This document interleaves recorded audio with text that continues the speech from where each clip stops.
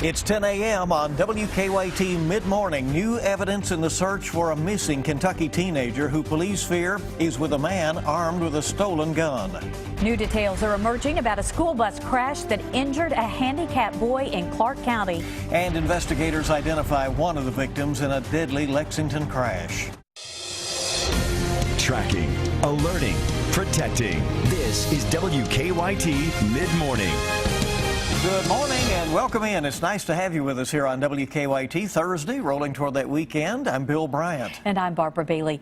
Hearing those rumors of better temperatures on Saturday, right. But we've got to wait until then. Well, it sounds like it. In fact, some snow in parts of our viewing area moving in right now. So let's check in with meteorologist Micah Harris in our First Alert Weather Center. Good morning. Hey, good morning, guys. Yeah, we actually have a winter weather advisory in effect. Just come into effect about 10 minutes ago. And you can see down toward the south and southwest, just as we were talking about this morning, that is the best area that could get some light accumulation. Up to an inch. I think most of us stay below that inch, but nonetheless, when you get to half an inch with roads the way they are, that could be pretty treacherous on that travel all across the region. 127, 27, 68 that rolls through, say, Marion County. That's where we're seeing those winter weather advised areas. Now, if you look across the way, we still have outside of the advised areas, we still have some flakes, and there's some pretty decent snow falling across Madison County at the moment, moving toward the east. Down toward the south, starting to pick up just a bit, and there's a little bit of a void spot right through here, but still, we have plenty more to go as we work our way into the afternoon. Temperatures are in the 20s. We'll finish off right there in the 30s. We'll go over this forecast when we can finally get the snow talk out of here, at least for 2 days or so, and I'll show you that coming up. Micah, thank you. Here's the latest from WKYT News. The manhunt has intensified now for a missing Kentucky teenager who police say is on the run with her older boyfriend. New this mid-morning, the boy's mother is pleading for them to come home. The Grayson County Sheriff's Office says 13-year-old Cheyenne Phillips and her 18-year-old boyfriend Dalton Hayes were spotted this week in Manning, South Carolina. Police say the teens were seen in a red Toyota Tacoma. Police also say there was a gun in the truck when the teens stole it. That's one reason police are concerned about what could happen if they don't turn themselves in. Our biggest fear is that they steal another vehicle and that a law enforcement agency will get in pursuit of that vehicle. And obviously the outcome of that is usually not good. I want to say, please come home. You know, we love you, miss you all, and we need you home, you know, and safe. Dalton's mother also claims Phillips told her son that she was pregnant. Phillips was last seen wearing black sweatpants and pink cowboy boots. Police say Hayes was wearing a UK Wildcats t-shirt. Developments are unfolding this mid-morning after a Clark County student was dragged down the street by a school bus. It happened yesterday on Clintonville Road near US 60. This morning we've learned from daycare workers that the 6-year-old boy is physically handicapped. The co-director of the Loving Touch Learning Center says she was helping the boy off of the bus when it drove away. It hurt her as well. Witnesses say the boy's jacket got stuck in the door. He was dragged face down on the road for about 15 to 20 feet. The traffic report from the sheriff's office says the bus driver was distracted at the time and inattentive. Investigators have identified one of 2 people killed yesterday in a head-on Lexington crash. It happened yesterday evening on Versailles Road near Terrace View Drive. The Fayette County coroner says the driver of the Civic, 19-year-old Logan Hayes of Versailles, died at the scene. One of his passengers, Christopher Sterry of Lexington, died at UK Hospital. 2 others were also hurt in the crash. A woman has died and a man is fighting for his life after an Adair County crash. It happened yesterday on Kentucky 206, a few miles east of Columbia.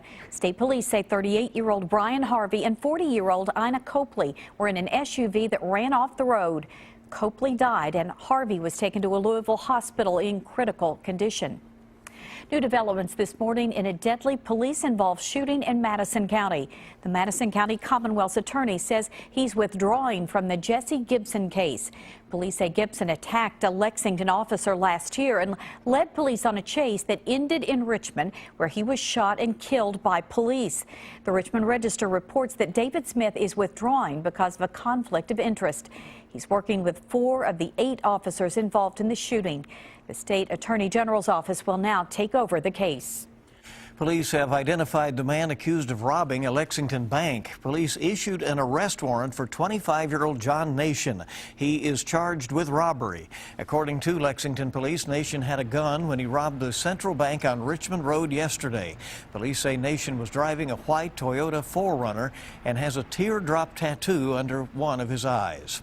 An Ohio man remains in police custody and facing federal charges this morning for allegedly plotting to blow up the U.S. Capitol. Susan McGinnis has the latest from Washington. FBI officials say they stopped 20-year-old Christopher Cornell as he was taking the final steps to travel to Washington and execute his plan. According to the criminal complaint, his plan was to kill employees and officers working in and around the U.S. Capitol. Cornell's plot was foiled outside this gun range in southwestern Ohio, while he allegedly bought 2 semi-automatic rifles and 600 rounds of ammunition. Police were waiting outside to arrest him. By that time, the agents had come across the parking lot, and 2 agents were on top of him, 2 or 3. Court documents show Cornell, who used the Twitter name Rahel Maris Ubeda, posted videos and other material online supporting ISIS. His father says he was a kid who somehow lost his way. I believe he was really vulnerable, and I believe he was coerced in a lot of ways. Last summer, Cornell allegedly told an FBI informant, "I believe we should just wage jihad under our own orders and plan attacks." Lawmakers here on Capitol Hill are praising the FBI for stopping the plot. They also remain concerned about the growing threat of homegrown terrorists. In a statement, House Homeland Security Committee Chair Michael McCall pressed the administration to work urgently to counter violent Islamist extremism in the U.S. The White House plans to hold a summit on the matter next month. Susan McGinnis, CBS News, Washington. The FBI maintains Cornell had real intent, but says the public was never in any danger. Republican Senator Rand Paul of Kentucky says that some people game the system to receive disability payments that they don't deserve. Paul met with Republican lawmakers in the presidential primary state of New Hampshire, where he talked about how fraud is a widespread problem in disability programs that help people who are injured at work. He says too many people collect money from Uncle Sam. Over half the people on disability are either anxious or their back hurts. Join the club. You know, who doesn't get up a little anxious for work every day and their back hurts? Everybody over 40 has a back pain. The Democratic National Committee seized on those comments, calling them offensive. But in a later interview with the Associated Press, Paul, a potential presidential candidate, dismissed the criticism. He says his critics are arguing for fraud, while he's arguing for eliminating fraud. A 22-year-old American is recovering this morning after falling off one of the world's largest cruise ships. He was lucky, though, because another ship was there to pick him up. Amateur video shows the man floating in rough seas last week near Cozumel, Mexico. He fell from Royal Caribbean's Oasis of the Seas, but a passenger on the nearby Disney Magic cruise ship saw him and sent a crew out in a lifeboat to get him. 2 free climbers are on top of the world this morning. Kevin Jorgensen and Tommy Caldwell completed their ascent of Yosemite's half-mile-high summit of El Capitan. The pair used only their hands and feet in their climb. It took 7 years of planning and 19 days to complete their dream. President Obama tweeted the pair saying, quote, "Anything is possible." All right. Big accomplishment. Absolutely, you know? It is. Well, 2 new rugs at the Pinellas County Sheriff's Office in Florida looked nice until you looked very closely. Yeah, misprint. The problem, they read, "In dog, we trust." A deputy working security at the building noticed the error.